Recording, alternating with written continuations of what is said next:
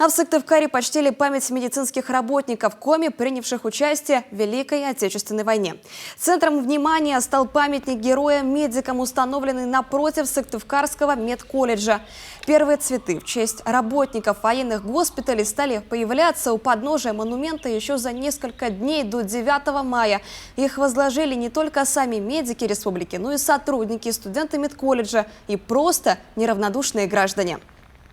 Мы очень рады, что у нас есть такой памятник, посвященный именно медицинским профессиям.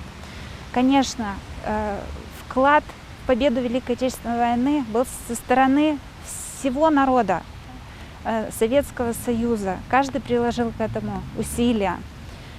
Но мы в силу своих профессий медицинских особенно почитаем и считаем героями это военных медиков.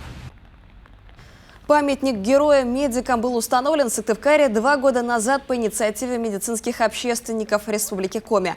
Монумент увековечил память медиков не только Великой Отечественной войны, но и всех врачей, санитаров и медсестер, принимавших участие в войнах и боевых конфликтах, когда-либо случившихся в нашей стране.